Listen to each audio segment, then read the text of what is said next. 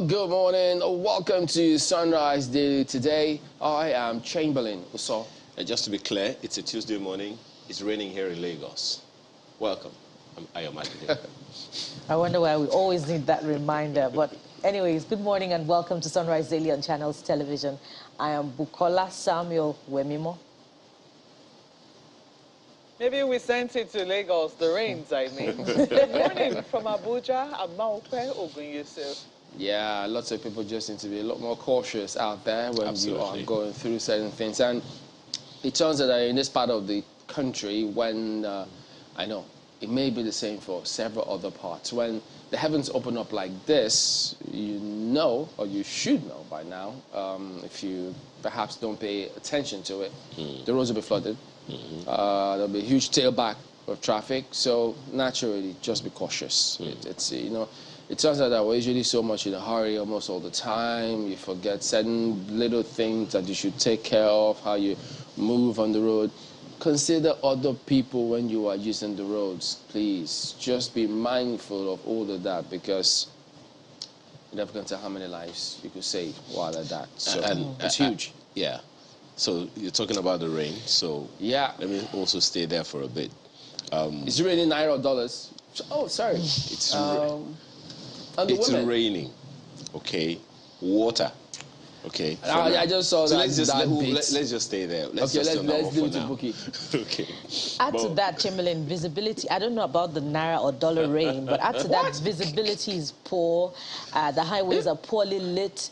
So please be mindful of other drivers while you're driving. And, well, we're grateful because some countries are buried in flood, but we're not buried in flood yet. Exactly where I wanted to go to before the dollar rains from Chamberlain's Yes, mouth. it's Canada. The doing thing their is, thing. we can avoid some of these things ourselves. Lagos is about the lowest terrain in the nation. Everybody knows that. But there are some precautions we need to take.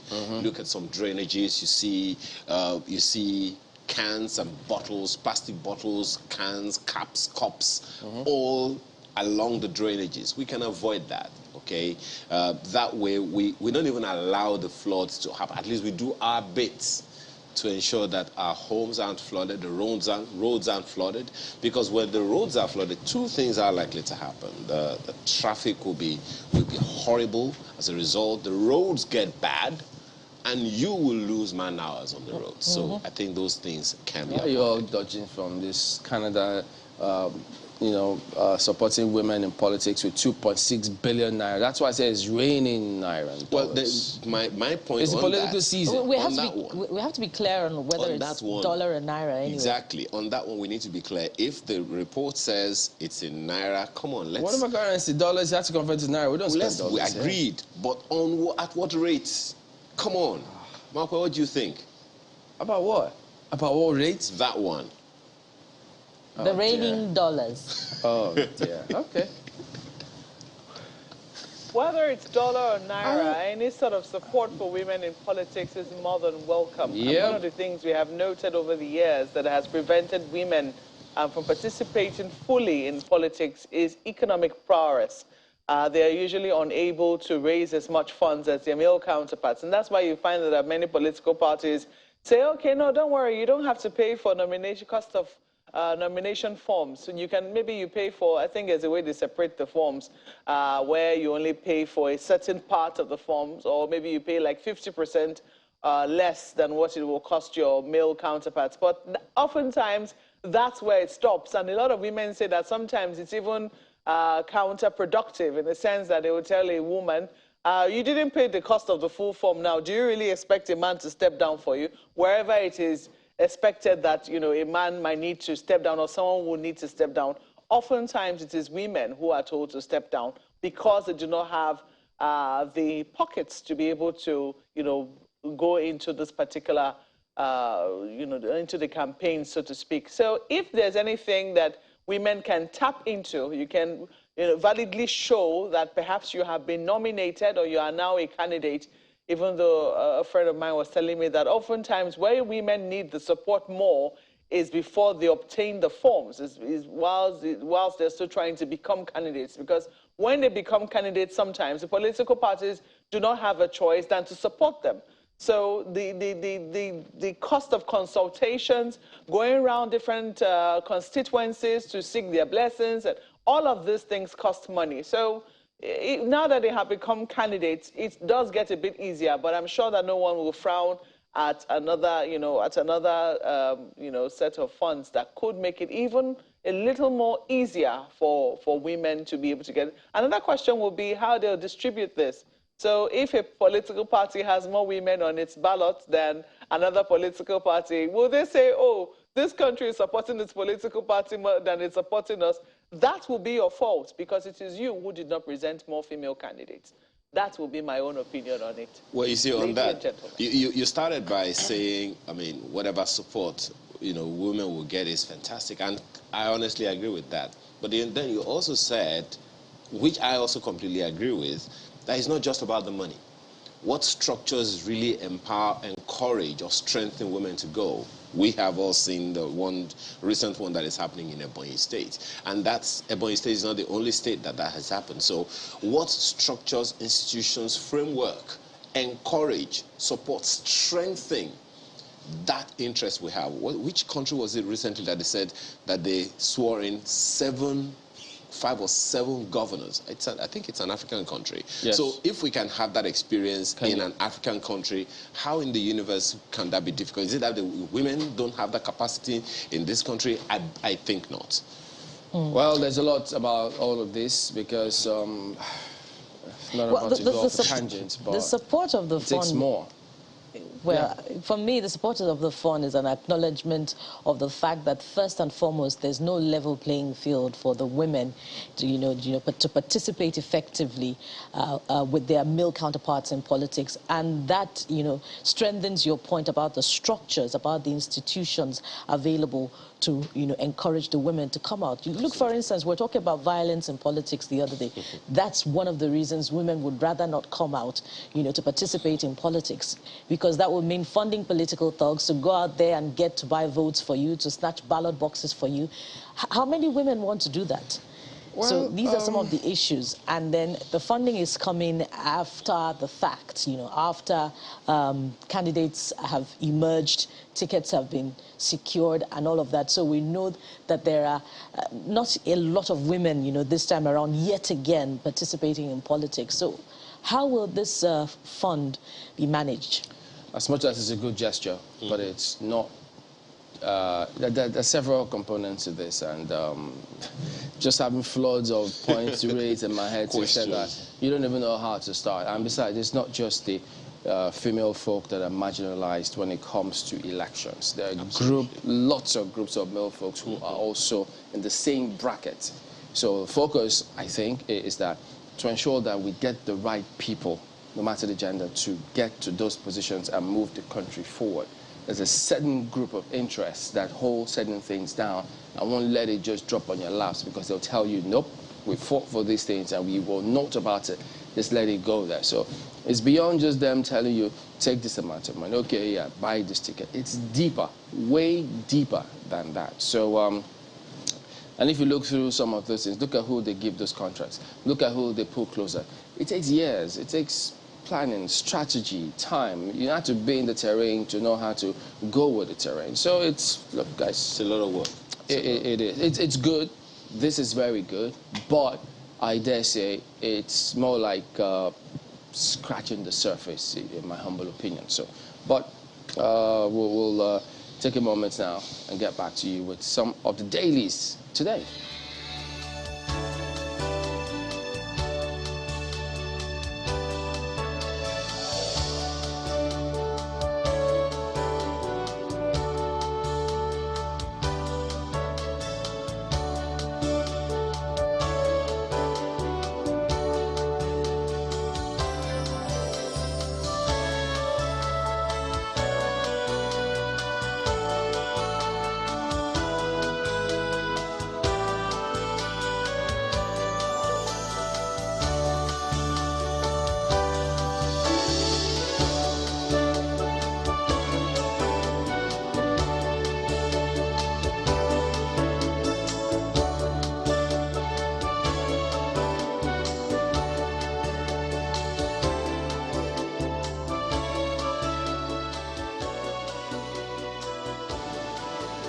Welcome back. Let's take you through some of the dailies. I will start with this Nigeria today. And look at the story. I mean, lots of you heard it yesterday. Oh, boy. After 197 days, ASU says strike now indefinite. Oh, boy. We've met 80% of the demands, FG. Membership of striking union not compulsory for state varsities. And you wonder who is saying this. And is it recently not compulsory, or has it ever been, quote, not compulsory? And even at that, what have they... look, you just have so many questions about all of this. But I think one of the key issues, as we heard the last time out, is this no work, no pay. So many thought that if they had sorted that bit, would they have been back in the schools now? And now that it's now indefinite, what next? I don't know. I'm still at a loss as to why, you know, from the government side, we always have that. It always seems to be a card that comes up and that is jettisoned eventually on the at the table of negotiation. No work, no pay. You know, we hear that even whatever circumstances there may be, I mean, I'm just wondering why it always has to be a card that you will play when, hey, you necessitated the strike in the first place, and please let us decrypt government. Well. Official in government. Oh yeah, it's really unfortunate. It's really sad because lots of young people's lives are being affected by this. We need to see it from that perspective as well. Do we recognize how many generations we are frustrating right now? But they'll politic about some of these things and tell you all sorts of things, and you just wonder, where do these people come from? Well, look at what's at the bottom strip. 2023, again, Shekarau defects to PDP, relinquishes NMPP's senatorial ticket. So that is this Nigeria today. Did I see the word again? Okay. Yeah. Flip to Daily Trust newspaper, and it seems to be sharing the same script as this Nigeria from a different perspective. Look at that. On the front page of the Daily Trust newspaper, no more negotiation with FG, as ascribed to ASU, declares indefinite strike. And there is a quote, lecturers resigning in droves at Unilag. Find out who said that on the page 5 of the paper today. They are heartless. That's ascribed to the students, NANS. Their decisions not binding on state varsities. That's according to pro-chancellors. Find the details of that on the inside pages. But we need to pay attention to what the students are saying. They are heartless. So what, the pro-chancellors of state varsities are going to go back to school? Yeah. They officially will pull out of ASU? Well, you know that rumor has been going on about some states pulling out, but whether or not that sees the light of day, I guess we'll see. It has its advantages and disadvantages. Oh, most certainly. Ekiti State University, for instance, news has it that it has pulled out of the strike from about last week. It's good to get back to school, but look at the state of the schools. And exactly. In spite of all the hue and cry, they're not in very good shape. Whether we like it or not, we're actually losing lecturers as well. But so is ASU's agitation valid or not? That's another key question to ask about this strike. Under the picture on the front page that you see there, FG may borrow 11 trillion naira for 2023 budget as deficit rises above 100%. That's the Daily Trust newspaper this morning. Well, don't carry a heavy heart as a result of that. Just look on the brighter side. And I wish the next paper could be about the brighter side this morning, but unfortunately it's not. Let's take a look at Nigerian News Direct this morning. The Nigerian News Direct also leads with that story about a budget deficit, and he says 2023 FG proposes 19.76 trillion naira budget of 12.41 trillion naira deficit.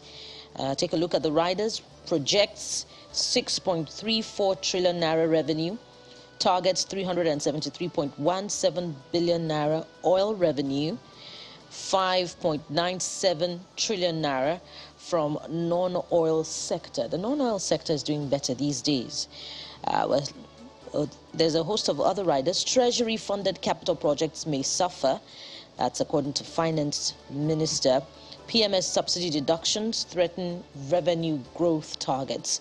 Reps go tough on revenue-generating agencies. That's the big story. Let's look above the nameplates to see some more stories.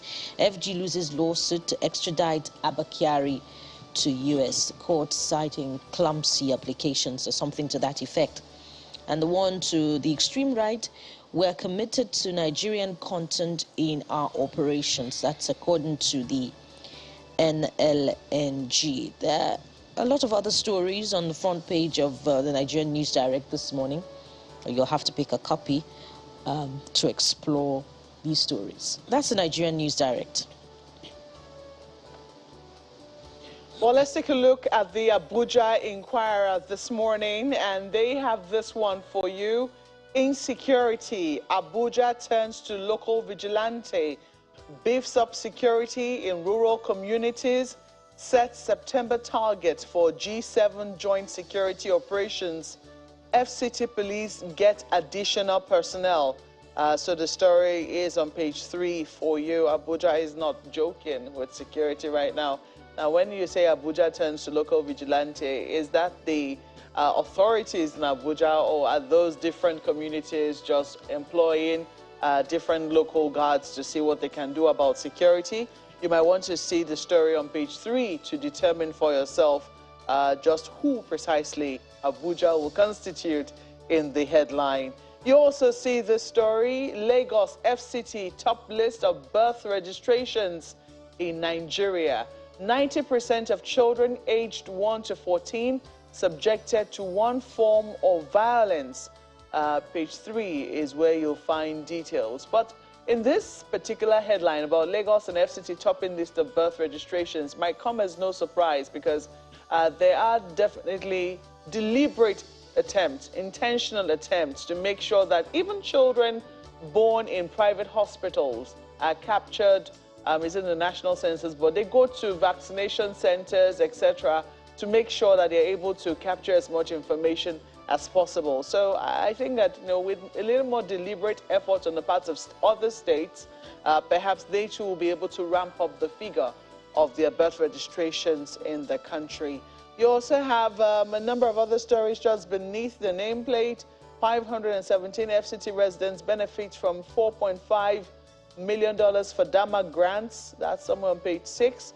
And look at this. U.S. Embassy gets new press attaché, Robert Gabor. That's his name. It's on page 13. I did see a picture of Jean Clark, who was the former press attaché, bidding Abuja goodbye. And guess what her picture was? It was taken on the main road in front of cattle. And that's just how she said, I went to miss Abuja, it's goodbye. And I said, wow, what a loaded picture. But that's it for the Abuja Inquirer. What? Is that supposed to be a cattle ride back? Oh, man, that's a strong statement. Oh, my goodness. That's a strong statement. Yeah. Well, take a look at the Guardian newspaper next now. What a picture. A picture's worth 1,000 words, they say, isn't it? So that point made there. The Guardian, as you can see there, 2023, FG to borrow 11 trillion naira, spend 3.36 trillion naira on subsidy. Wow. Nigeria to spend, look at that, 19.76 trillion naira next year as deficit jumps by 54%. Government may not fund capital projects in 2023. Finance Minister. Petrol subsidy to remain till mid-2023. This is our stark reality, everybody, so just so that you know it. I mean, time and again, you tend to hear sometimes when some people tell you, well, the oil sector here cannot make money because of there's war in Russia and Ukraine, and we can't get this, we can't get that. What's unfortunate about that, Chamberlain, is that concerning the oil sector, there is so much that cannot be said by the people who can say. Yeah, I mean, that's just. But there's a lot that can be said, because we have to say that, look, we have to just. Saudi Arabia, for instance, Aramco in Saudi Arabia, the world knows it. August 14, I think they published that. I mean, you could see it if you check it. $48.4 billion in the second quarter of 2022. Record profits. Record profit after Russia's war in Ukraine and the post-pandemic surge in demand. That's what sent cruise prices soaring high. And they say, look, that net income, it leapt 90% year on year for the world's biggest oil producer. 90% year on year, and that being consistent with what was there previously. The same war going on that we say, oh, we can't see anything, but that is what is going on in that country. Nigeria benefited from that before in the previous government. So why are we having, you know, what? Well, even the chief of naval staff was saying in our interview with, Controller Current Affairs over the weekend that oil theft figures are impractically high. So that's coming from the chief of naval staff. Not why you are ingenious. So there's a lot that is shrouded in secrecy about the investigations into crude oil theft in this country. What are we doing about crude oil theft? And we demand accountability. So there you go. When you can be incredible when you're ingenious. The Nigerian Tribune is next, and this is what you have on its front page. It is still looking at the strike, the ASU strike, but this is its perspective. As ASU extends strike indefinitely, eminent Nigerians, PANDEF, Afenifere, YCE proffer ways to end impasse.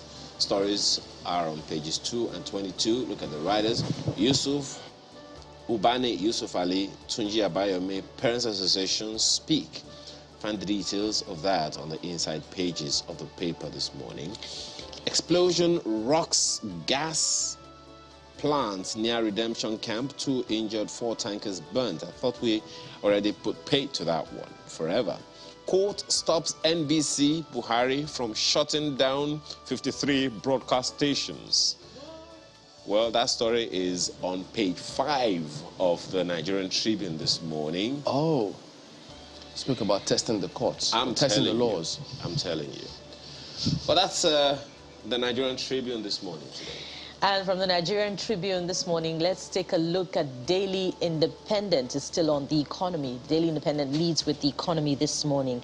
And he says there may be no funds for capital projects in 2023. That's attributed. There'll be fund for it.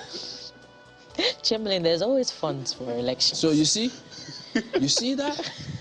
So what does that tell us? What does that tell you? We won't have more strikes, because if government is saying we don't have money, is it going to affect the salaries of the people who work in the various, ministries, departments, and agencies? You know the answer already. Of course not. Looks to me, Chamberlain, I like all animals are equal. Some are more equal than the others. That's it from a book by George Orwell titled Animal Farm. Animal Farm. Oh, that's a life fact, actually. Oh, really? That's how life is, yeah. Life is unfair. Like cattle different from ram? But life is unfair, basically. That's just what it is. It is what it is. So we have to face it. It's sad. Well, let's take a look at the riders. To surpass borrowing limit, seeks 11 trillion naira new loan.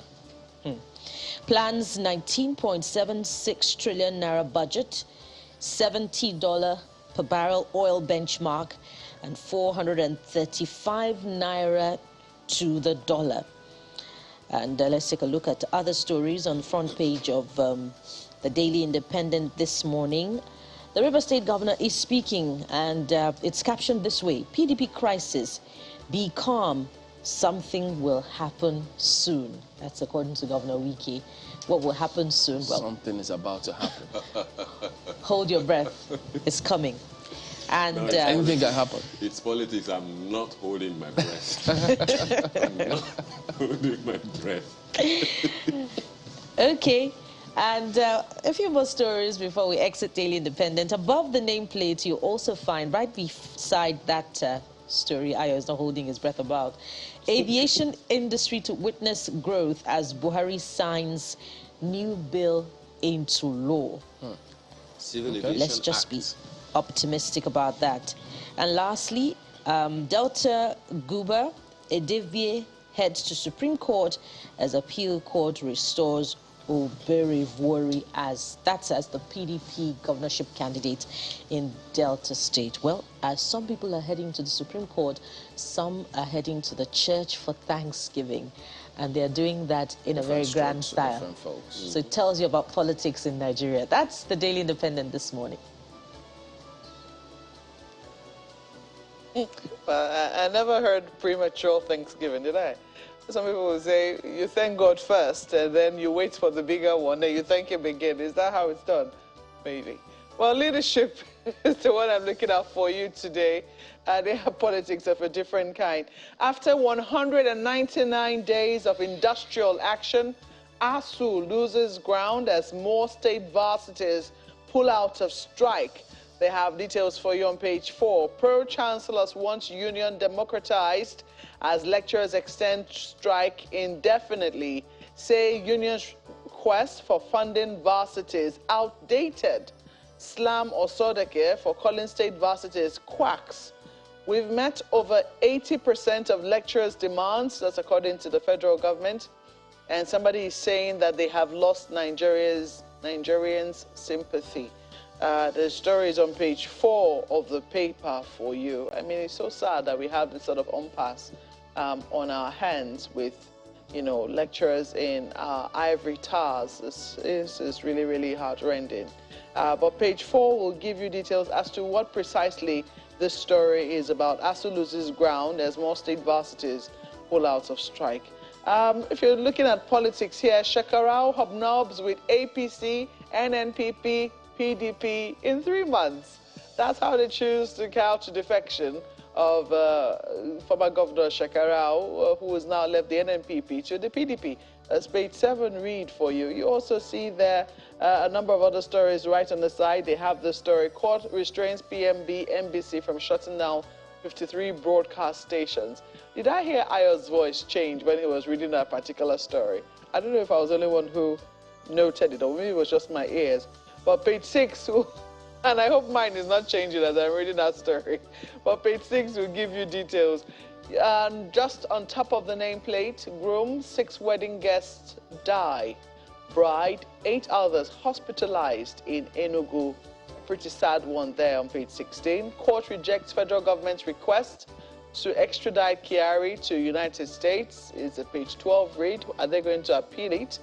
You might want to see there. Just as they're keeping their eyes on the debt Nigeria is getting, or is owing now. Federal government piles more debts on next president with 11 trillion naira borrowing for 2023. Let's leave it there for leadership newspapers. Well, there you go. I mean, people can suggest that, well, they can slam Professor Sadek all they want. They can say ASU loses ground all they want. But the fact remains that the lecturers, the academics have made their point, and they've long been making their point for decades in this country. Who loses? Because at the end of the day, these chaps are professionals. The world is a global village. They can afford to leave the country, go somewhere else and ply their trade. Who loses? The country loses. And so we need to begin to put premium on some of these intellectual property, intellectuals, the academia, education. How can a country develop if we don't give very high regard to education? We need to sit back and ask ourselves some of those questions sometimes. It's just about politicking and doing all of that. Without the structure, the foundation, where can a nation go? Unless we want to keep playing the religion economy. Because from what we've seen, countries that have developed that, we keep rushing to knowledge economy. That's what drives and fuels those countries. What gets us where we are, what we're doing, all of the things we're doing, predicated on a fundamental basis from academic education. So I think the point is really out there. So it's up to us to decide what we want to do, how we want to move going forward. So there you go. That is it with a look at some of the dailies here this morning. We will be back in a moment. Don't go away.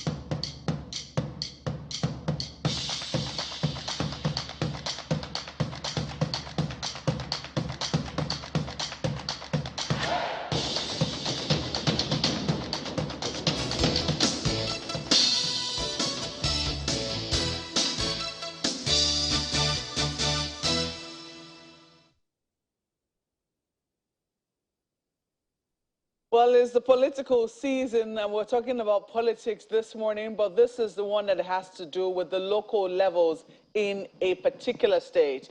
Ebonyi State is our focus this morning, and there's some controversy brewing as a federal high court in Abakaliki has nullified local government and councillorship elections which were conducted in the state on the 30th of July this year for non-compliance with the Electoral Act 2022. We have two gentlemen to discuss the judgment of that court. Mr. Mujaga Erenede, who is a legal practitioner, joins us here in our Abuja studios. Good morning, and you're welcome. Thank you very much. And we also have with us, joining us via Zoom, Mr. Uchenna Orji, who is the Commissioner for Information in Ebonyi State. Commissioner Orji, good morning, and it's good to see you. Good morning, my pleasure always. Let me start. Thank you so much. Well, let me start with you, Mr. Erenede. This is the ruling of the Federal High Court, and it would seem that, you know, there are questions. We understand that those who contested in the elections were a little confused as to which particular set of laws were going to be used. Let me quickly see if I can find some words which were used in the judgment.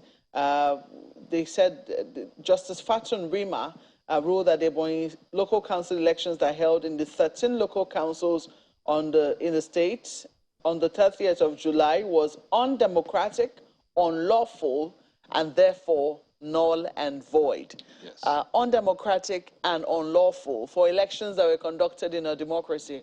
Pretty strong words from a court. So what precisely made the court reach this decision? Yes, quick one. Thank you. Long before the elections took place, the purported elections took place, we wrote to the Ebonyi State Independent Electoral Commission on behalf of our clients, demanding to be availed of that law that they intended to use in the conduct of the elections. Strangely enough, EBSEC, that's the acronym for the Ebonyi State Independent Electoral Commission, responded in writing to us, telling us that they are not lawmakers and that we should write to the House of Assembly. That's strange. They wrote it, they put it in writing? They put it in writing. We have it. It's part of the documents we presented to the court. That they are not lawmakers? That they are not lawmakers and that we should write to the Ebonyi State House of Assembly. However, because we wanted to cover the grounds, we also did a letter to the Ebonyi State House of Assembly. And because there is no proper, in fact, in law, there is no House of Assembly in Ebonyi State right now. We sent that mail by DHL. Of course, that mail was never returned to us, so we assume, and rightly so, that that mail was delivered. No response from the House of Assembly. We also wrote to INEC, which is the body that has custody of the register, the voters' register, with which EBSEC was to conduct that election. INEC did not do anything. And we took it a notch higher by filing an action. What did you want INEC to do? I mean, not to release, to give us the law, because INEC is not a rubber stamp agency. If tomato sellers want to conduct elections, they cannot go to INEC and say, give us voters' register. So it presupposes that INEC should have a basis, a legal basis for releasing the voters' register to anybody that wants to make use of it. But isn't that taken for granted? I mean, some people will just say you were stretching this by writing to INEC. Yes, we needed to do that because now that they did not comply, INEC is a party to that suit. We needed to create a basis for making INEC a party. INEC did not respond because we took it that INEC must have been furnished with the extant law that EBSEC intended to use for the conduct of that election before releasing the voters' register to them. Are you questioning the basis of EBSEC's existence? We are not questioning the basis of EBSEC's existence. We are rather questioning the modus, the way EBSEC does its job. I understand. I mean, what I'm saying is when you write to INEC, because INEC is the Independent National Electoral Commission. empowered by law to conduct specific kinds of elections. EBSEC, by its own constitution, would also be, empowered to conduct specific, kinds of elections. One does not have regulatory oversight over the other. Yes. They are independent bodies, but they cooperate, based on what their jobs are. So when you say you write to INEC, there'll be questions as to whether you're not just trying to involve INEC as a meddlesome interloper in this instance. That's why I gave the instance of tomato sellers. I'm just trying to take it to the basest level. Yeah, but EBSEC is not tomato sellers. That's what we are saying, because it's a lawful body. Indeed. That must operate within the ambits of the law. Section 150 of the Electoral Act has said everything the state commissions do must be the same. The procedure for the conduct of elections by state commissions must comply with that of area councils in the Federal Capital Territory. And this has constitutional backing.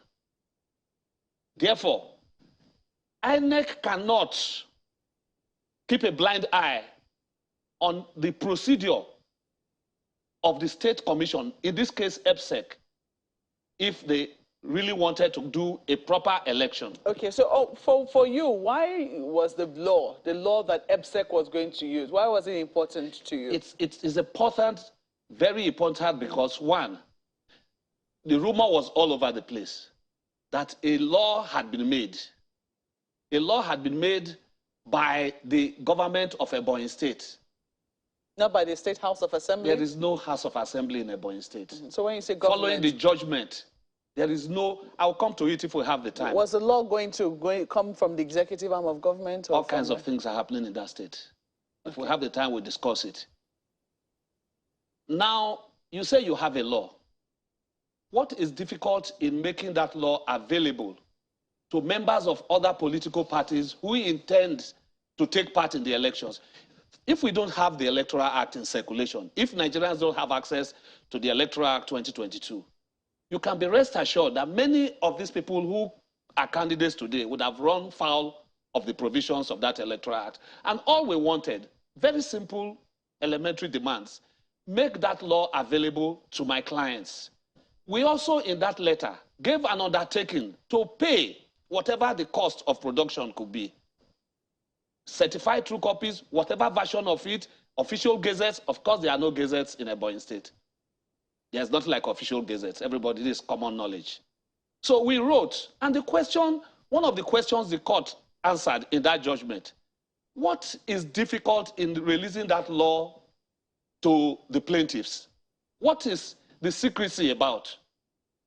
Section 167D of the Evidence Act 2011 says, let me paraphrase, I don't want to quote. Anybody who withholds evidence or documents that the other side has demanded for is presumed that the contents of that document will be unfavorable to him, and that is why he is keeping it. Give us the law so that we can advise our clients on the do's and the don'ts. Okay, so the law weren't given to you. It wasn't given to us. Did you eventually did your clients end up participating in the polls? How could we participate in an election we don't know the rules? That's like walking into a trap. Now, there's an aspect Nigerians would need to know. Prior to that election, we brought an interlocutory application for injunction to stop EBSEC from going ahead with that exercise until the action we filed for freedom of... We brought an action under the Freedom of Information Act for the court to mandate these bodies, Ebonyi State Government, EBSEC, and INEC, to release this document to us. While that suit is still pending, in their usual way of disregarding the law and decisions of courts, they published a notice that they were going on with the elections. That was what gave rise to this suit that brought this judgment. Now, we filed an interlocutory application for injunction when we saw they were prepared to go on. The judge, in his wisdom and discretion, said by the provisions of Section 84, sub 15 of the Electoral Act 2022, the courts have been divested of powers to use injunction to either stop elections or party primaries. But refused now to grant this injunction and warned. The chairman of EPSEC was in court on that day. The court said the principle of lease pendants, when a suit is pending, no party is expected to take steps that will render the outcome of that suit academic, and said, much as an injunction has not been formally granted, parties should maintain the status quo. It would not cost EPSEC anything if they just await the outcome of that suit. But EPSEC, the very next day, went and conducted these elections. Okay. Well, let us find out from Mr. Ojena Oji why that was the case. I do not know just how much the government is aware of the happenings in EPSEC, because I want to imagine that it's supposed to be an independent body, but maybe, following the events that have now happened in your state, and I'm sure that the government will be aware of this. Just wondering, how much can you tell us of what you know in terms of the application they made to EPSEC and what has now finally culminated in the judgment which has been delivered by the Federal High Court in Abakaliki? Yeah, thank you, Mope. Thank you also, Barrister Erenude.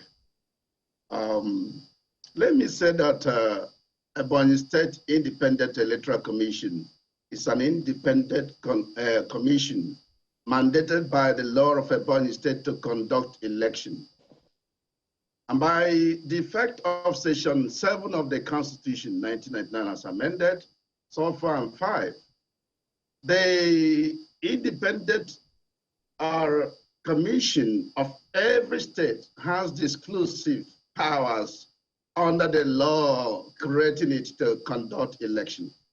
Under that very section, the role of INEC is only to avail the voters register, nothing more, nothing less, and no much ado about that.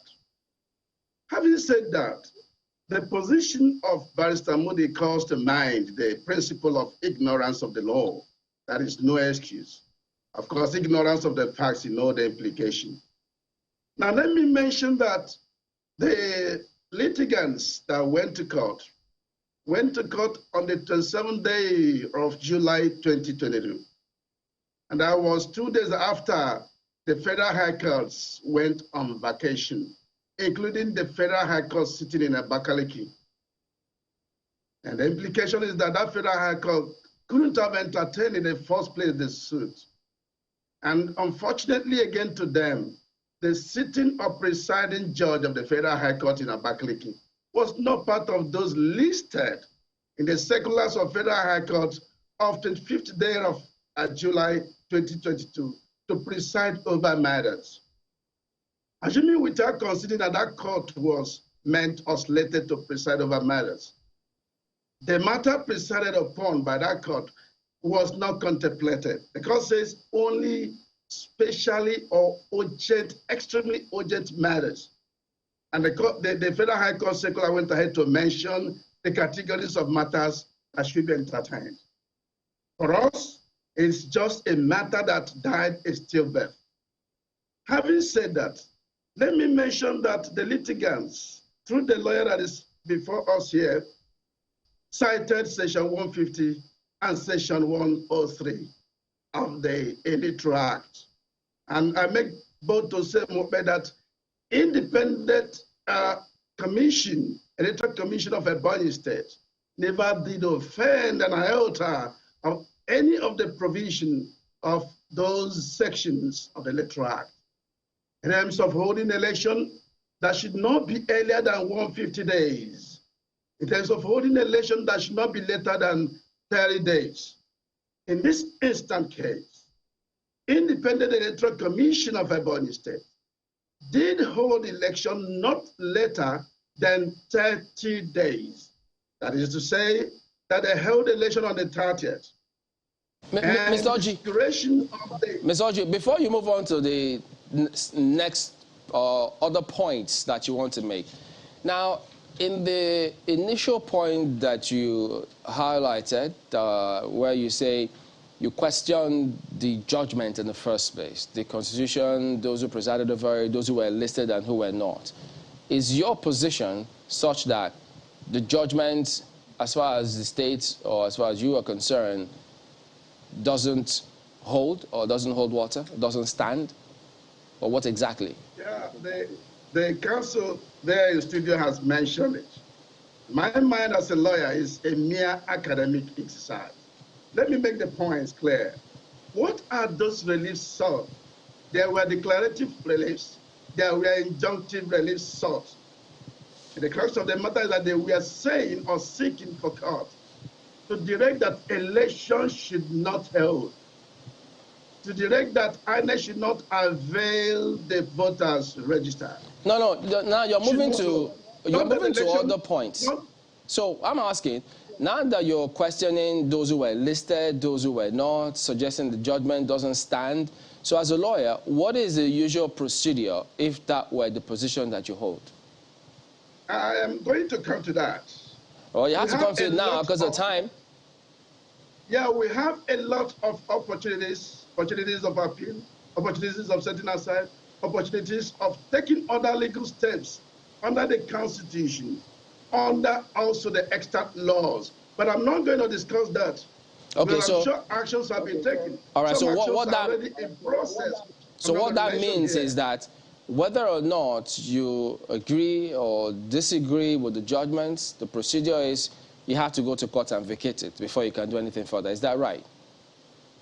I have mentioned that we have all the options under the law. I'm not going to avail it because I'm not asking the options you have. I'm only asking what is the standard practice? If one party or if a certain party doesn't agree or agrees with the law, what is the usual practice? Isn't it to go to court and vacate it before you proceed further? You can challenge it on appeal, and if it's an extremely bad case like this, you can direct or you can go to court, the same court, to set it aside.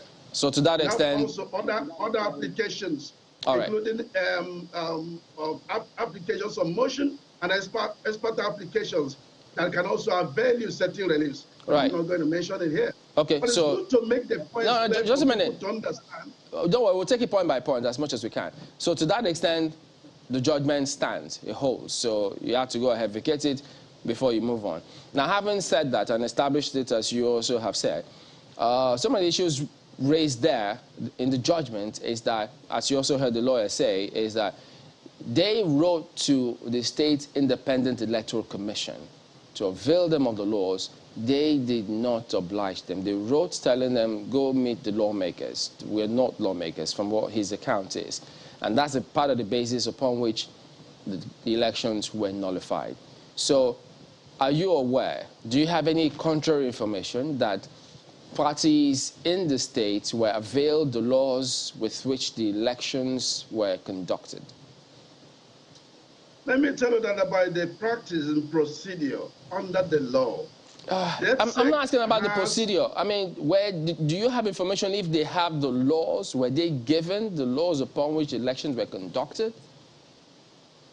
Yeah, I'm coming to that. I said there are two documents that EBSEC works with. Two working documents. One is the law establishing it. That is the law that has to do with the conduct of the election. And two is the guide and the electoral guidelines.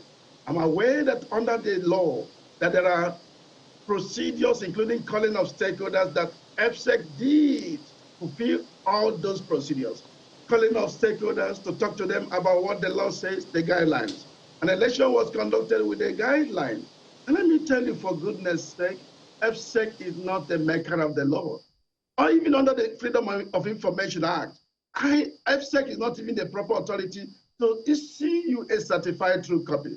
Let me tell you, in lawmaking processes, we have first hearing, or first reading, second reading, third reading. Even within the period and procedure, you have what is called a public hearing. The House of Assembly duly constituted and being presided over by the most peaceful speaker, have to undergo through the processes. But okay. Beyond this, do you know what happened? Ms. Orji, This law was gazetted. Yeah. Do you have gazetted as an official. Do you have any documented evidence that FCA did avail them of the laws that they requested? You need to get any correspondence whatsoever? It's a straightforward perspective. FSEC had to issue notice of meeting to stakeholders, including political parties. But let me mention, this barrister is a member of PDP. In my local government, for instance... Mr. Oji, what has that got to do with whether or not FCA gave them the laws for which the elections were conducted? I am coming to that. I say that they held meetings with stakeholders. And part of the reasoning for the meeting is to avail them of the law, the guideline. It is an extant procedure that cannot be violated. And again, these people that went to court there, we are neither candidates nor aspirants in any political party. Mr. Oji, just one question, very quick one, so that, I mean, this can be a little simplified. Now, any Nigerian goes to the website of the Independent National Electoral Commission now, even within minutes after the president signed that law, you will find it on the website of INEC and easily download it. You can download 10 copies if you like. Is there a website where this law that you're talking about can be downloaded as we speak? Yeah, in FSEC, I'm not a staff. But can I tell you as Commissioner for Information... I'm just asking a simple question. Okay. Now, I'm assuming by that you are saying you don't know whether or not INEC has that, I mean, in the FSEC has that on its website. So now you are speaking, you know, about a law that was made by the House of Assembly and that is supposed to be actioned by FSEC. The question that naturally comes to my mind is FSEC independent of Ebonyi State government?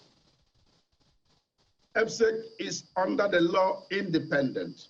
Okay. So if FSEC is independent, which organ of government is supposed to organize this election?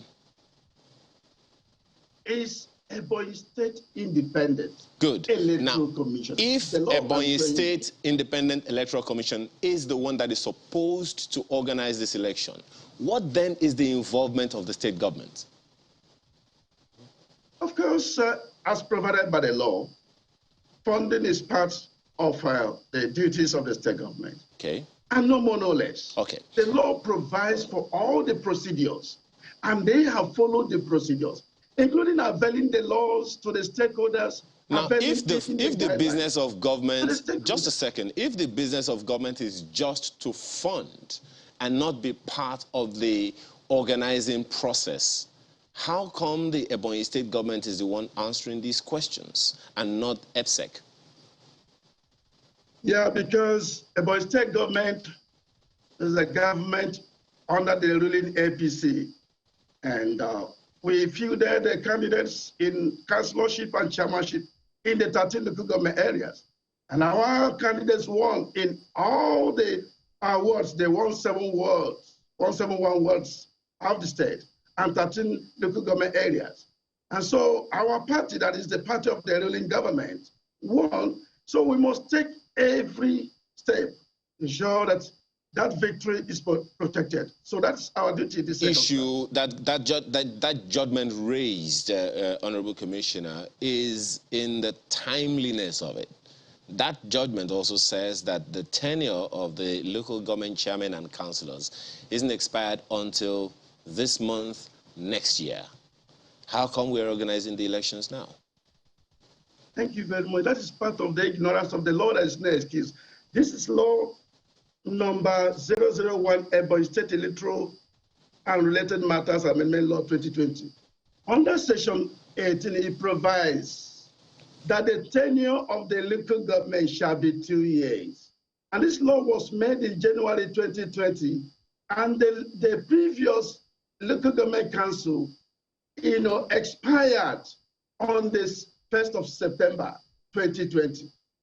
And so this law has a binding effect, and the council chairmen all know it. They all know it. And I was thinking that it would have been the chairman that would have gone to determine whether their tenure was 3 years or 2 years. But in this circumstance, they are not complaining. They are part and parcel of this process to ensure that democracy thrives in Ebonyi State. And so there is no problem about tenure at all. It's just ignorance of the law. There is no excuse. So, Commissioner Orji, so if the EPSEC is independent, why then is the State Independent Electoral Commissioner, why did it refer the client seeking information about the law, why did it refer it to Ebonyi State Assembly? Yeah, if you are seeking information in terms of looking for a certified true copy, and you want it officially, you go to the right authority. I have an authority on that. I'm a lawyer. EPSEC is not the right authority to issue you with certified true copy. And so you need to go to the right place. Otherwise, it will be doing the wrong thing. And it's not part of its duties and powers under the law establishing it that it must have value. And assuming without conceding that they came to be availed with this law and they were not, with the proper application, will it be to nullify the election? By the way, they didn't. The law, the court did not say that election as has been held should stand nullified. That's not what the law, the court said. They said they have granted the order asking court to stop the holding of election. At that time, election had been held. So it was just an academic exercise. But they didn't do their work very well. According to the client of the PDP, there was a pending suit that the state government ought to have waited for, or EPSEC ought to have waited for before it carried out the election, ought to have waited for it to be determined before it carried out the election. I am not aware of that, but that's not the working of institutions. Except that it's a lawful order of court that says, do not hold election, because we are law-abiding state with all the institutions therein. If the court has not said, don't hold election, why will you just go to stop holding election? More so when we are operating within the confines of the law. One more question, Commissioner Orji. The general tenure for local government elections is supposed to be 3 years. How come this document is saying that the tenure for the local government chairman in Ebonyi State is 2 years? Yeah, let me tell you that the House of Assembly of every state has the powers to make man woman. And so it has the powers to even tinker with the tenure of the local government, even to the most minimum level. And let me mention that under Section 7 and even the combined effect of Section 8 of the Constitution empowers the state to legislate for the sustenance, for the funding, for the even tenure of local government. And it has the exclusive powers in this regard. Why then was this document shrouded in secrecy? Why was it not made available when the clients requested it? I am saying that this law was part of the documents used by EPSEC, including the guideline, to lecture the stakeholders on the holding of the election. I happen to even be one of the people that came to witness that very meeting. And so for you to ask EPSEC to avail of the CTC of this law, it's not their duty, for goodness sake. How widely publicized was this stakeholder meeting? Because if it was widely publicized, the client of the PDP would not be here stating this position that it's requested the document and the document was not made available. Thank you very much. So virtually in all the local government areas, the PDP fielded candidates.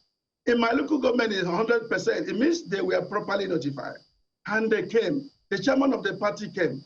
And all the officials, other officials of other political parties came, including security, including INEC, to be part of that meeting.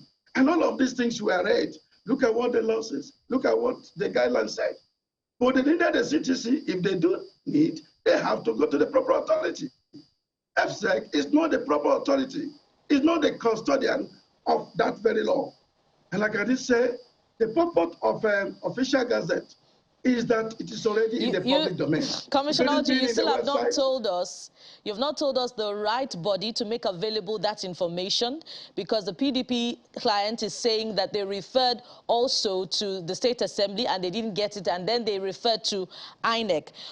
But then again, just before we exit this matter, the PDP is accusing Ebonyi state government of perfecting plans to approach Justice Eche Onjoko of the State High Court, who doubles as the vacation judge, to obtain a counter judgment in form or an order to undermine the judgment of Justice Fatun Riman of the Federal High Court, which rendered the recently conducted local government election nullified. So, what are you saying to this allegation of forum shopping to counter the judgment of Justice Fatun? I may not have been updated about the legal processes. All I know is that the law should follow the procedure. And again, they have the right to ventilate whatever is their grievance, if assuming that there is any such step by the APC in this circumstance. And so let us wait. Let's get to the bridge until we cross. I cannot say what I do not know. But let me assure you that... just a minute. We're winding down now. So could you tell us, hang on a minute. So when you say that the judgment did not nullify the elections, what is your interpretation of what he ordered? My interpretation is that they say it's clear that court hereby orders that elections should not hold without first availing the litigants of the laws establishing EPSEC and that makes for the holding of the election. Okay. And that INEC should not please give the voters register because it's not a robust stuff. Okay. And these actions have been concluded. So it's just an academic exercise which rightly adumbrated. All right, let's also go to Barrister Enenda as we wind down on this one. So Mr. Oji says the court did not nullify the elections. Is that, do you see it the same way yourself? Well, because of time, let me quickly run through a couple of things. Number one, you raised it. If the court had said in that judgment that the tenure of the current occupants of those offices, councillors and chairmen, will expire by August next year, what does it say? It simply says that people are still in office. Then let us come to another issue he raised. That is that the judge was on vacation because Uche Noji has been announcing on Ebonyi radio that they are going to go ahead and carry out the swearing in of the purportedly elected new officers, on account that the judge who sat was not supposed to sit because the courts are on vacation. Let me remind him, because he's not in legal practice. He has left practice for a long time. And maybe he also left the law. The action we are talking about, the matter we are talking about, is a pre-election dispute. And there is a circular from the Chief Judge of the Federal High Court mandating and directing all judges of the Federal High Court who are entertaining pre-election disputes to hear such matters even during vacation. That circular is in existence. But before we go, let me say something. Why is the government of Ebonyi State resolving to be lawless by disobeying? And this is not the first time. Judge Seko's judgment, several judgments. Each time judgments don't go in their favor, they will disregard it.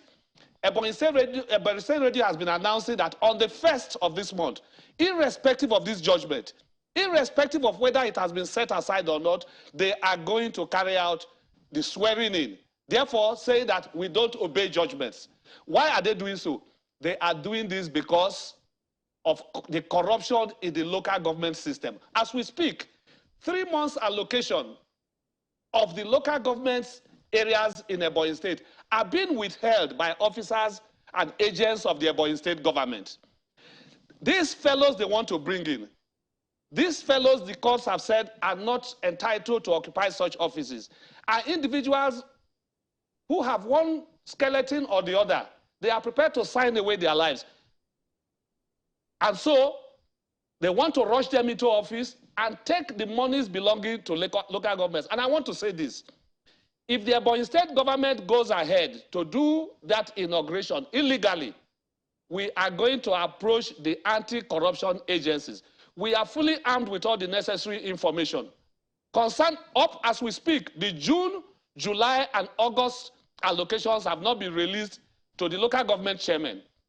They are making all manner of deductions. For this illegal inauguration they want to do, they have deducted a total of 182 million naira at an average of 14 million per local government. Ebonyi has 13 local government areas.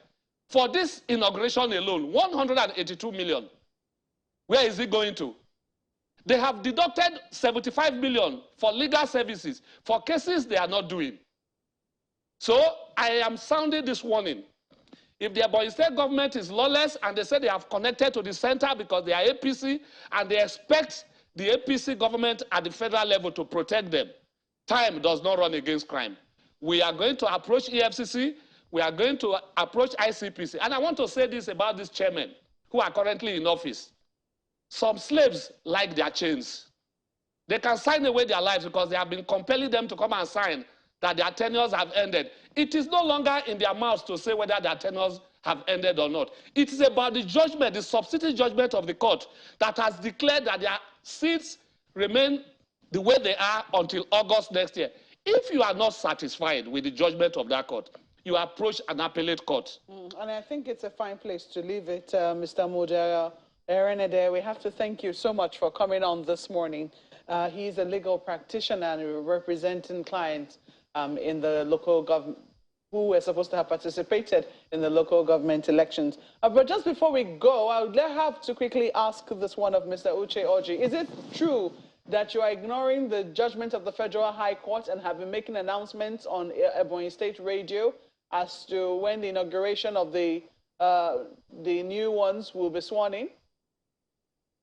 How I wish I had time, I would have just exposed the details of that judgment.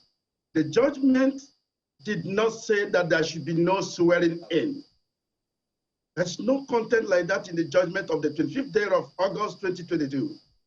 And so we have taken all necessary legal steps. If the judgment says, sorry to interrupt you, sir, but if the judgment says that it is undemocratic, null and void, hasn't it voided the local government elections? And by extension, meaning that you cannot go ahead to swear anyone in? To when they challenge the authenticity of our governor being in office, we went on appeal and got that set aside.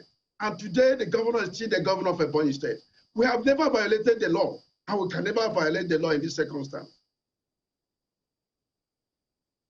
So if I understand you clearly, you're making the announcement. Are you appealing the judgment currently? Like I did say, I'm not in the legal team, but I can tell you that Ebonyi State government obeys the law, and it has been shown in other previous, decisions of court. And so, whether we are appealing, whether we are setting aside, whether we are coming by any other legal process, what is important is that that judgment is just an academic exercise. The judgment did not say there should be no swearing in. The judgment should not say that the election that has been conducted shouldn't be invalid or should be declared invalid. There was no such declaration or injunction. I stand to be contradicted. I can avail you a copy of that judgment. I have it. Okay, thank you so much for coming on Sunrise Daily this morning. Mr. Uchenna Orji is the Commissioner for Information in Ebonyi State. Gentlemen, once again, thank you for coming on Sunrise Daily. We'll take a break at this point and we'll be looking at another political matter, this time all the way from Kano State. Please stay with us.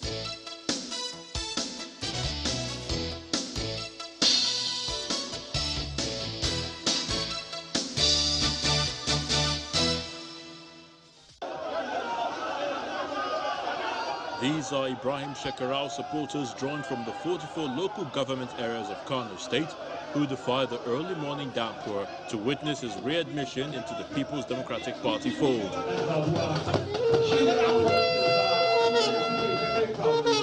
Shekarau's residents on Wunderbaur Avenue and the surrounding area witnessed heavy influx of supporters and PDP faithful, like the former Vice President Namadi Sambo, Governor of Taraba State Darius Ishaku, former Governor of Kaduna State Ahmed Makarfi, former Governor of Adamawa State Boni Haruna, former and serving governors of Sokoto State Atahiru Bafarawa and Aminu Tambuwal, former Governor of Jigawa State Sule Lamido, as well as national officers of the PDP.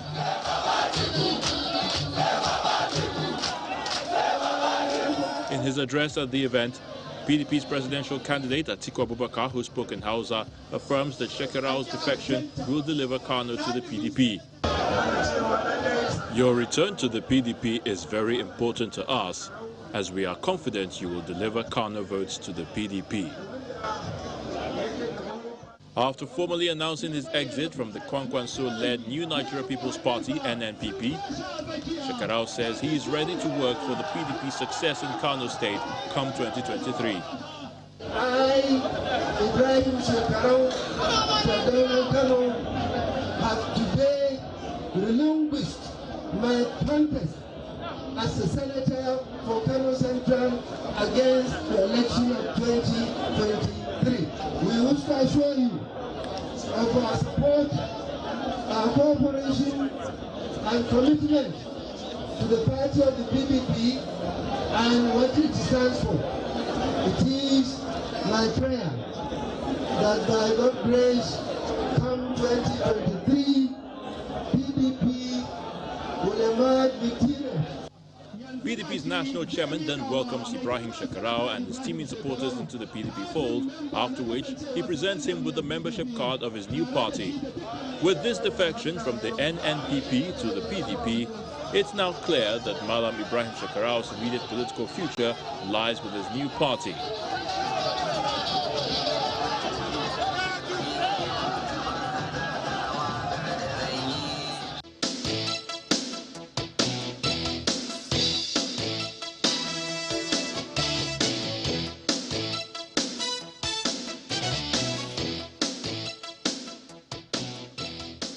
Welcome back. Yes, Senator Ahmed Makarfi joins us next from our studios in Kano. He's a former governor of Kaduna State, former chairman of the People's Democratic Party. Good morning, Senator. Thank you for joining us on the program today. Well, we've seen a lot of buzz about the defection of Senator Shekarau to the PDP from the NNPP, but haven't seen him move previously from one party to the other. One wonders, what is it that he brings to the table in the PDP that probably the NNPP didn't see? Just hang on a minute. We need to just ensure that we can hear you. So just a button or two.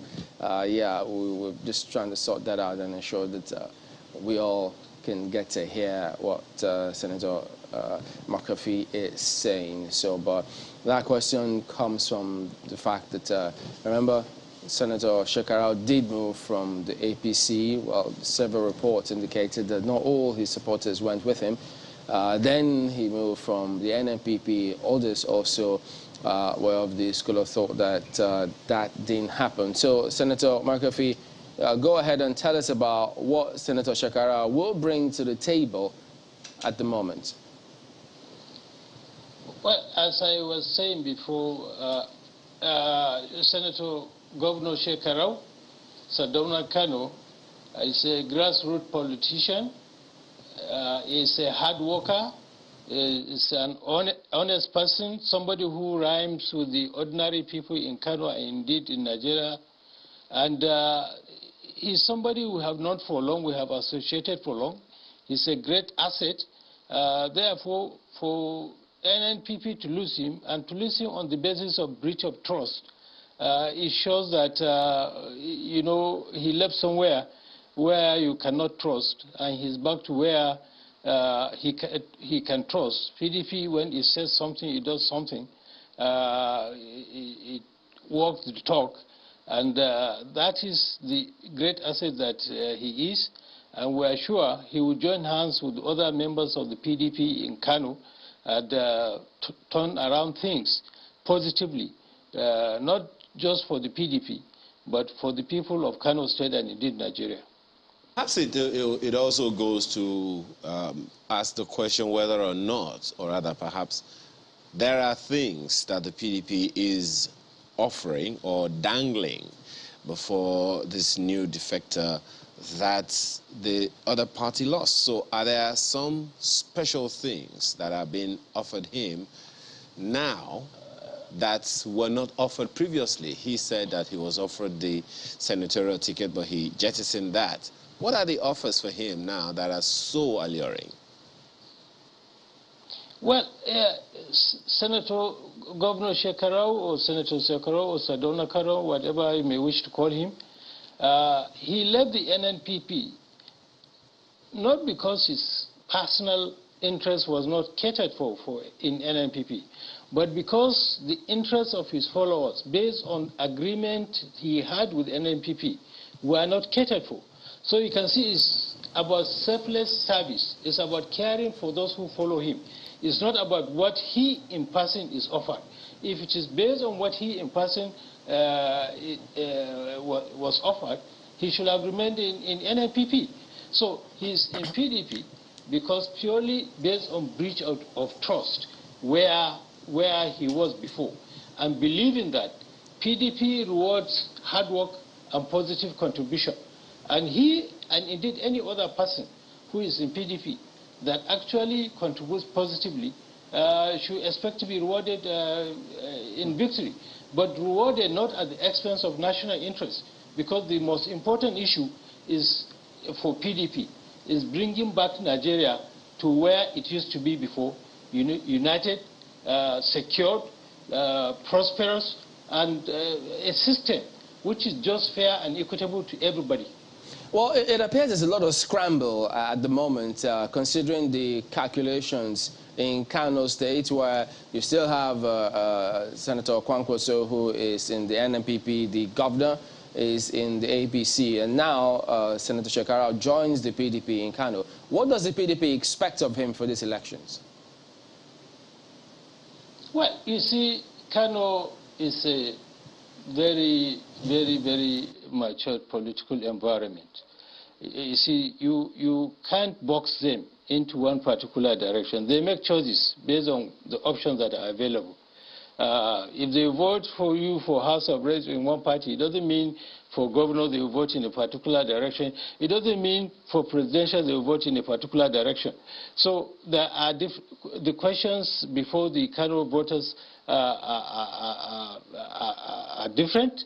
I mean, are numerous, and I'm sure, based on their political maturity that is in Kano, and based on the sessions, our presidential candidate and our president, by God's grace, come 2023, based on the session he has been making with those movers and shakers in Kano politics, and especially in relation to the voting by the ordinary voters, I'm absolutely confident. I mean, I'm very, very confident that things will be very, very positive for Kano in terms of the elections coming in 2023.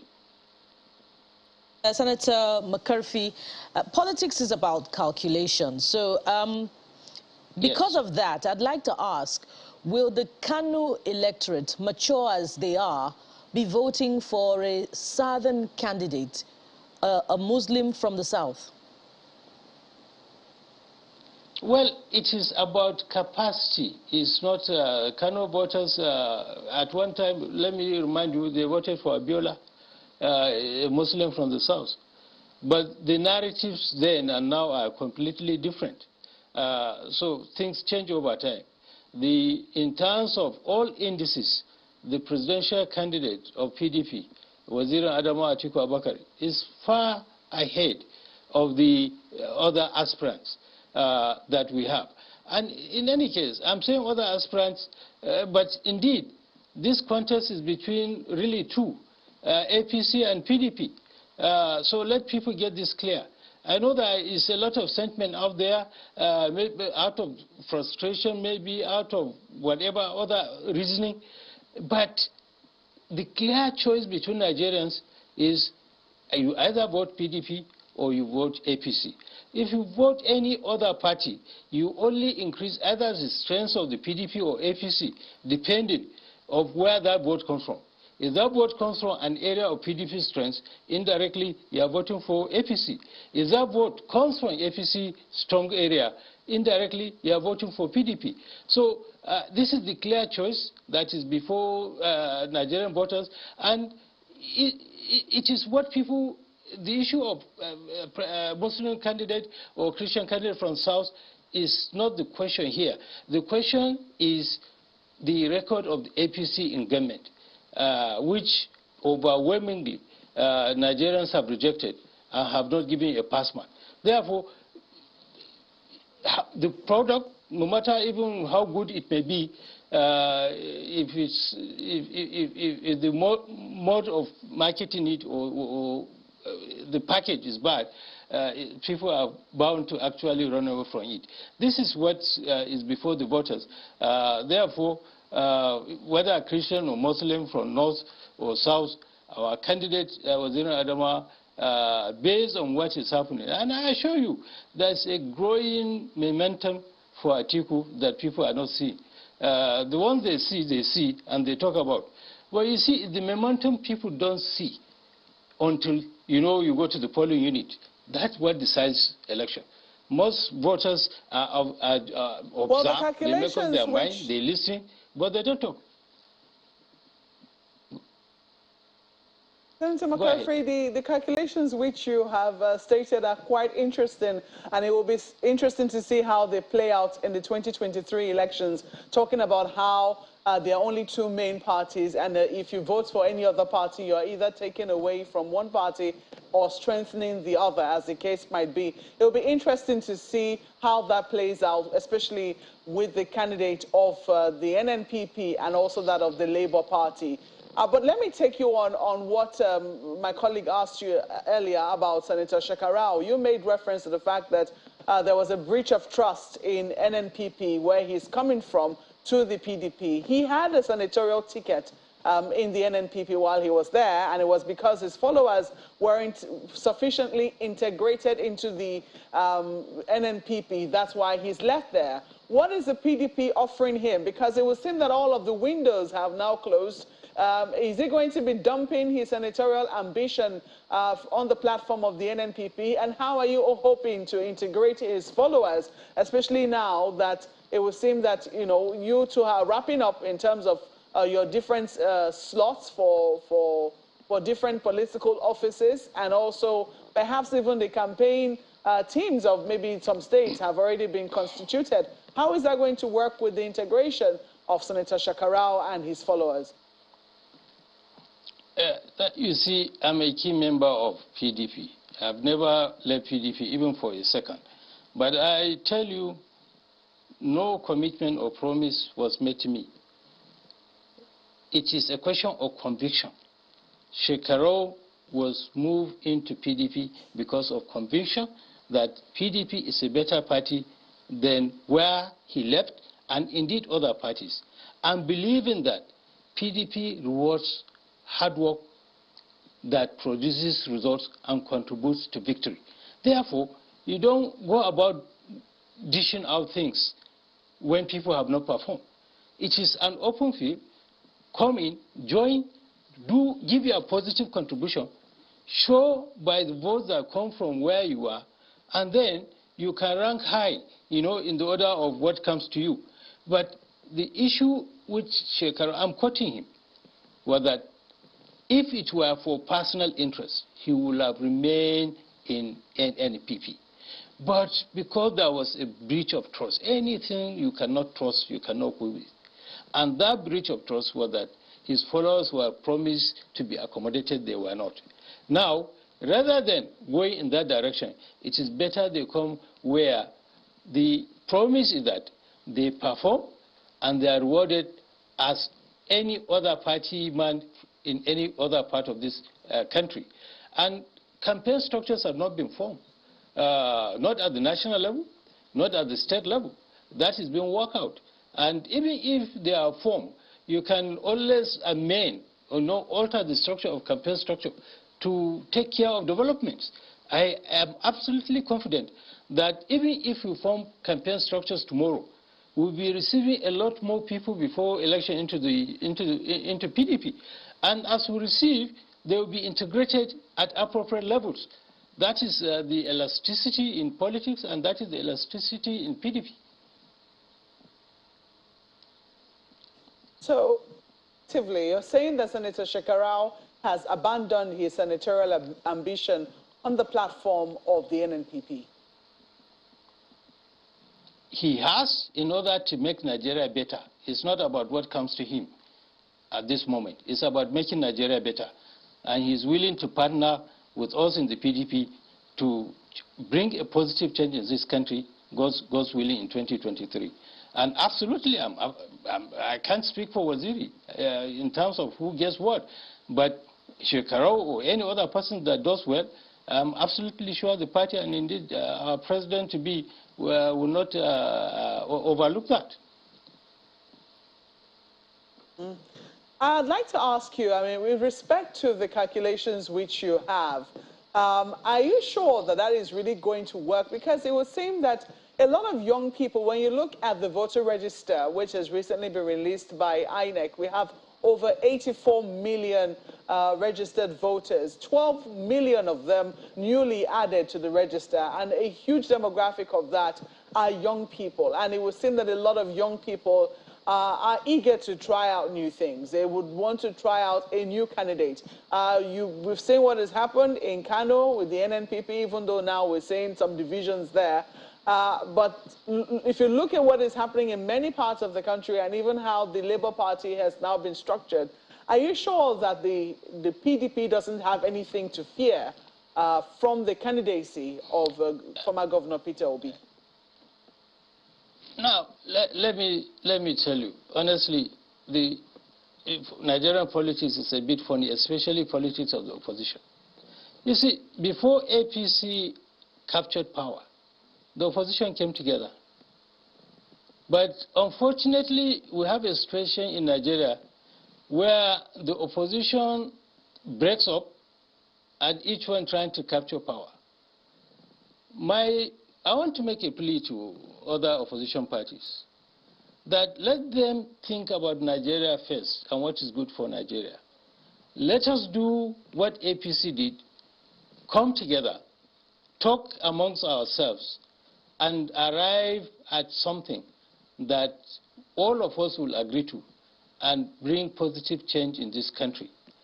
Peter Obi, I personally respect me, I respect him. Konkoso still is my friend, has always been my friend. I respect him. But the issue is that we should all swallow personal ambition and come for the sake of this country and bring positive change by changing the government that is in power in this country today. Now, about the fears, about the aspiration and frustration of the youth, I am not blaming them, but is the consequence when you are frustrated, when you are angry, you may take a decision that can even worsen your situation. That's what I'm saying. If because you are angry, you are frustrated, talk to the one that can listen to you and address your issue. But if you go and take an action which will make the status quo remain, what is the result, of what use was your frustration and anger? You are only worsening a situation. And that is why I'm calling, and indeed many people are calling for reasoning. You know, any decision you take when you are angry tends to, in most cases, to be the wrong decision. So let us pipe down. Let us think well. Let us think of the consequences of our actions and inactions. And definitely, if we do so, we will know that clearly the choice for voters in come 2023 is to vote PDP. And I call on other opposition parties to actually come together. In any case, especially Peter Obi, I know he respects our presidential candidate a lot. He respects many of us. PDP will be home to him. PDP will be home to his supporters. And indeed, Konkoso, we all started PDP together. Let us come back home and do the needful for the sake of this country. veiled message as well to Rivers State Governor. I mean, are you happy with what is going on? Does he have a right to be angry?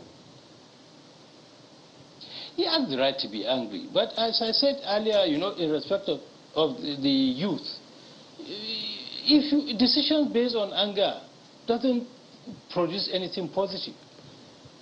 I know him, I respect him, I believe we know each other. I know that he has contributed, not just me, many people know he has contributed, but many other people contributed in different ways and manners. And God gives and God takes.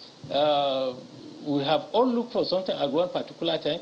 Sometimes we got, sometimes we didn't get, but life goes on. But as I understand it, and as I said previously, it is the post-nomination processes that are issues. Even if that were the issue, decisions based on anger is actually not the way forward. So, and I have always been at the forefront of calling on all sides to allow give and take to come in so that we all come together and bring a positive change. Now, let me say that if PDP were to lose, and I don't believe we are going to lose anyway, even those who are supporting him, who are standing for election, whether it's for governor or it's for Senate or it's House, they also lose. So of what gain, actually? So let us all come together so that we, at the end of the day, we will smile. It's ticking. You don't have all the time in the world to sort out the challenges between the camp or the team of the presidential candidate of your party and the team of Rivers State Governor. So in order to move forward and ensure that all of this is addressed, what other message would you have for both of them and your party members as you inch towards time so that they can address whatever concerns they have amongst themselves? Well, you see, first of all, you know, politics is grassroots. I assure you, at the polling unit level, at the ward level, PDP is very active. Things are happening, irrespective of the crisis that is going on. So, a progress is being made. But even at higher level, you know, the party will have to move forward. But as it moves forward, it must leave room for accommodation. It must. Because if you don't, you may not reach, you know, agreement today.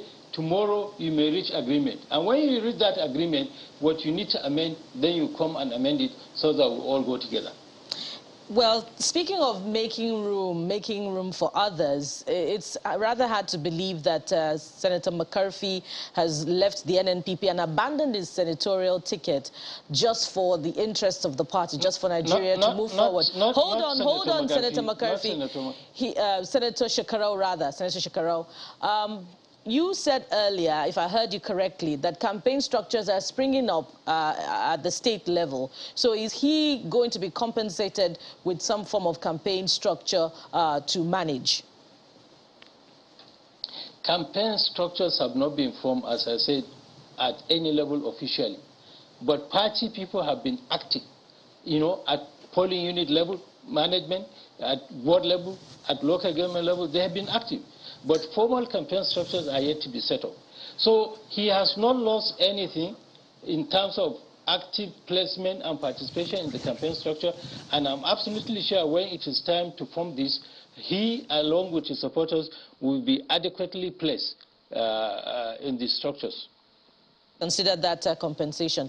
Then you also referred to, or you hinted at the candidacy of the Labour Party, asking Nigerians not to take a decision in anger. But then we remember that Mr. Peter Obi was the vice presidential candidate of your candidate in the last election. So aren't you referring to, you know, aren't you making a statement that impacts on the outlook of your candidate as well, because they ran together in the last election? Well, you see, Peter Obi, it's my personal opinion that even if he was frustrated out of PDP, that must have come from where he comes from. not from any other part of this country. And it is this politics of aging this person out, aging that out, and every politics all over the world is like that. And what is happening now, in my opinion, is not so much about Peter Obi, but the frustration and of the youth that they are mentioning. And they are using him as a symbol. Okay, let's agree that even if that were the case, I still want to go back to what I said. Any decision based on anger will produce something, will not produce anything positive. All right. We accept the frustration. We accept whatever misgiving that may be there. But the only way forward, rational way forward, is to go in the way of PDP.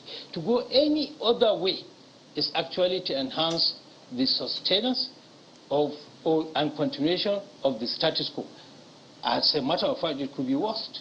All right, you've called on everybody to don't take any decision in anger, and that they can all come back to the party and move the party forward. So if Senator Kwankwaso, who used to be in PDP, if he were to come back to the party, would he be welcomed? Any Kwankwaso or any other individual that was in PDP or was never even in PDP, if he or she were to come into PDP, I'm absolutely sure such a person will be appropriately accommodated. And such a person or persons will be appropriately carried along in government based on their contribution in real terms. And contribution in real terms will be based on election results. All right, Senator Ahmed Makafi, former governor of Kaduna State and former chairman of the PDP. Thank you very much indeed for your time this morning. My pleasure. Well, back in a moment, everyone. Stay with us.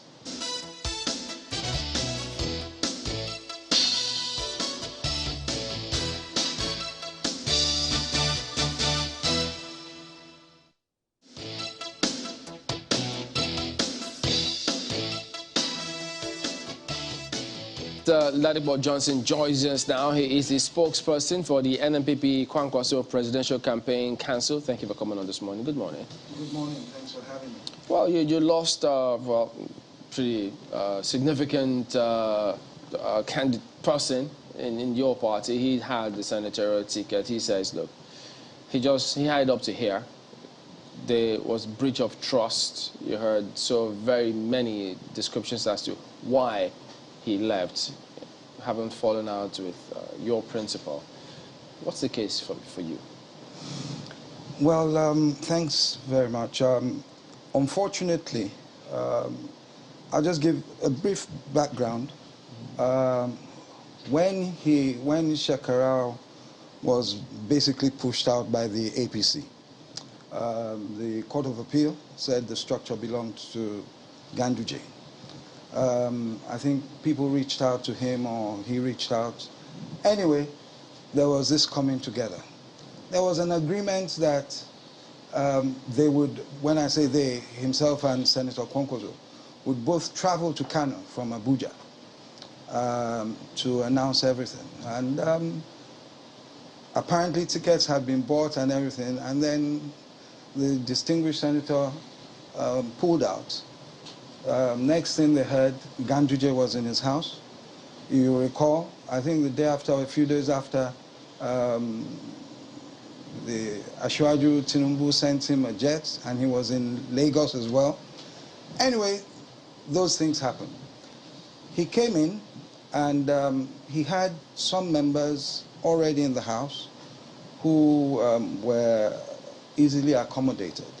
But the problem, I think, was with the, he had about 31, they demanded for about 31 seats in the House of Assembly, out of about 40. Which House of Assembly? Kano State House of Assembly. And some seats as well for the Federal House of Reps. Okay. And I believe he was told that, look, people have bought their forms, things like that. You see, one, for those who know Kwankwaso, I know Senator Governor McCarthy would know. He doesn't make promises like that. That's one. So I would not say that he made a promise and didn't keep to the promise. We were on the fringes and we knew there were things like, look, together we will get Kanu. Some of these people could become commissioners, etc., etc. So there must have been something that was agreed on by both parties. Exactly, but not to the term that we will tell people who have bought forms and everything to relinquish their forms. So what was agreed? That's what I'm saying. Okay. What I'm saying is that they were like, you have people there already, some in the Federal House of Reps and everything. Those have automatic tickets, but for the 31 seats you're asking for, it's difficult to tell these people to relinquish their forms and everything. How about his own, the senatorial ticket that he got? His own was different. Yeah. You see, it's easy to talk to one person. For anyone to relinquish, you understand, you have to talk to that person.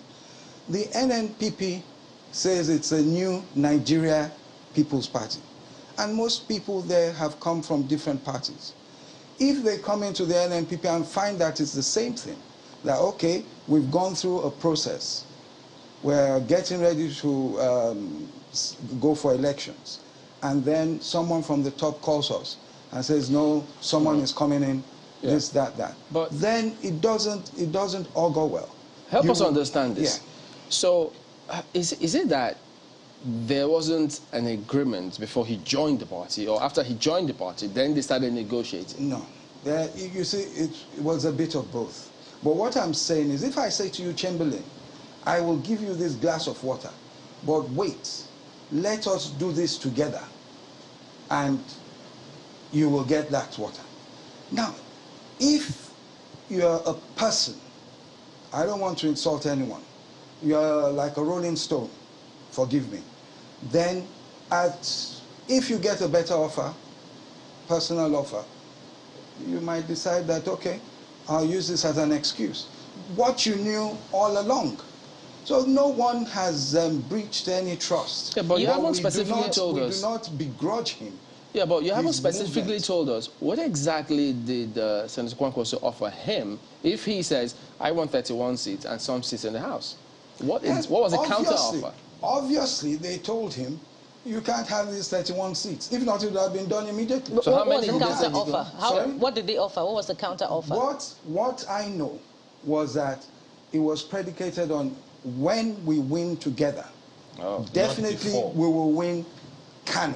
Not before. No, it's not possible. But it's not possible. The issue here is his concern is for his own people. Exactly. We're talking about his own people. Exactly. We're not even talking about now, Senate. you made him an offer. Well, he was given an offer of a senatorial ticket, but nothing for his people.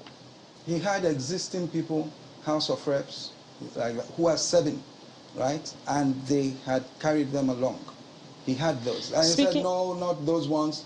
I'm talking about the other ones. You know, Speaking of offers, you said moments ago that Asiwaju Bola Tinubu reached out to him amid his movement, sent him a private jet. Yes. Was it on the strength of Asiwaju Tinubu's relationship with the APC or on the strength of his relationship with the NNPP, with Senator Kwankwaso to be precise? No. Asiwaju's relationship with the APC. Let us say that immediately. But there are reports that Senator Kwankwaso is working for Asiwaju Tinubu. He's not working for Tinubu. Senator Kwankwaso is much, much more qualified for the post of president. But Senator Kwankwaso... He's not working for Tinubu. The chances of him winning the presidential election are very slim, you must admit. You think so. We don't think so. We know we have a clear path. Do you understand? You see, the dynamics change all the time. With the greatest respect, Governor McCarthy is living in the past. How clear is this path? How clear is it in the southwest and in the southeast that is, you know, queuing right now behind the candidate of the Labour Party? First thing, right? First thing, exactly. You hit the nail on the head. Let me tell you, the candidate of the Labour Party, we want him to do well. And that is why you see Atiku fishing. They know what is going on. Unfortunately, people don't know what is going on. We're not talking about Atiku. We're talking about your candidate. Hang on. Let me tell you. Now, Labour does well. You mentioned the Southeast. You mentioned the South-South. And, of course, Lagos and some other places. If Labour does well, who does it hurt? The Southeast and South-South have been the bread and butter votes of the PDP. That's why they're desperate and say, okay, let's go and fish. Right? Senator Kwankwaso himself has decimated the APC in the north. Now, we're not talking about governors leaving parties. We're talking about the grassroots, the talakawas, the movement in the north. If you've been following, he's been going around opening offices. The crowds have been unbelievable. The people are coming out. So Senator Governor McAfee is living in the past. He says he wants people to come back. People don't want to go back to the past. We want a brighter future. We're tired. And he says, don't be angry. They're angry. There's so much unemployment. So it's not a joke, and it's not going to be an election like a normal election. Sorry. Sorry, Mr. Johnson. Yes, I was asking and saying that Senator McCarthy was talking about how political parties in the opposition will need to come together. That you cannot disintegrate and hope to win an election. But let me put that aside now and talk about Senator Shekarau, former Governor Shekarau, who's just left the NNPP. You've talked about how positions were already taken up and people could not be asked to step down. But also in the constitution of the campaign committee for the NNPP's candidate in Kano there, they were finding it difficult to be able to get his own followers integrated into that campaign committee. Why was that? I don't think, thank you, Mokwe.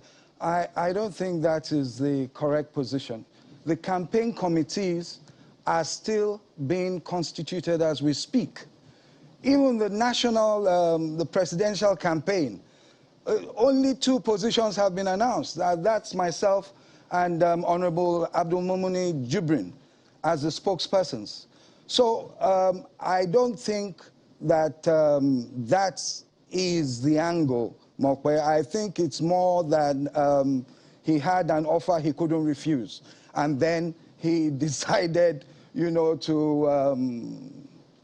you have to give excuses. And that's an excuse, but it's a lame one. When somebody sacrifices a personal political ambition, he had a guaranteed ticket on the platform of the NNPP to contest for a senatorial seat.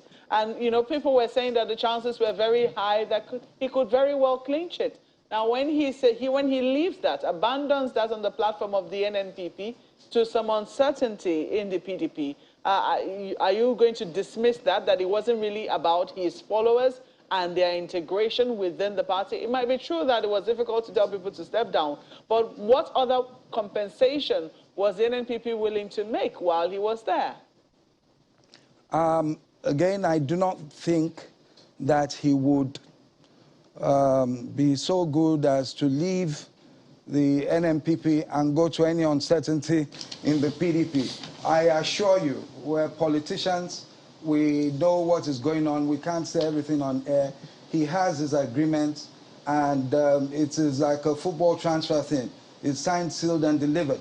He is not going graciously because of Nigeria to the PDP. That has happened. The NNPP is a party that is trying to move forward and trying to bring about a new Nigeria. If we have to do things that will cause problems with our members or with our membership, that may even lead people to go to court and whatever. We don't want to do that. And he's decided that he'll go back to a party that is business as usual. We heard the governor speak. It's all about reward, reward, reward. Perform and you'll be rewarded. He didn't say that we'll call you to come and work for the people of Nigeria. Even though he made it look like it was a slip of tongue. He repeated it. It wasn't a slip of tongue. It's about reward, reward. And they've told us what PDP is about. We're not going back. We want to move forward. So in other words, you're telling us now that Senator Kwankwaso will not work for or with the APC or the PDP or any other party that he's going to go the whole hog. He's going the whole hog. Unfortunately, I was going to give you an analysis, a picture. I know, but time is not always our friend. Time is not our friend. But he's going the whole hog. We have a clear path, we believe. And our clear path, you see, Chamberlain, if Obi does well, and I pray he does well, especially in the places she mentioned, that kills the PDP. If Kwankwaso continues to do well in the north, that kills the APC. We might have an election where you do not have a winner at first ballot. Anything can happen. But we have 6 months. We're working towards that, and we're working at the grassroots level. All right, so we'll keep our eye on the ball, as they say. Thank you very much indeed for coming on. Mr. Ladipo Johnson is the spokesperson for the NNPP Kwankwaso Presidential Campaign Council. Well, that is the show today. Not sure we can take any messages, but we'll have to thank you all for watching, and not to worry, we'll look to your messages tomorrow, I reckon. But we'll see you again tomorrow as well. I'm Chamberlain, also. I'm Ayo Makinde. Have a wonderful day. Yes, indeed. Thank you for sharing your day with us. I am Bukola Samuel Wemimo. And I'm Maokwe Ogun Yusuf. Thank you.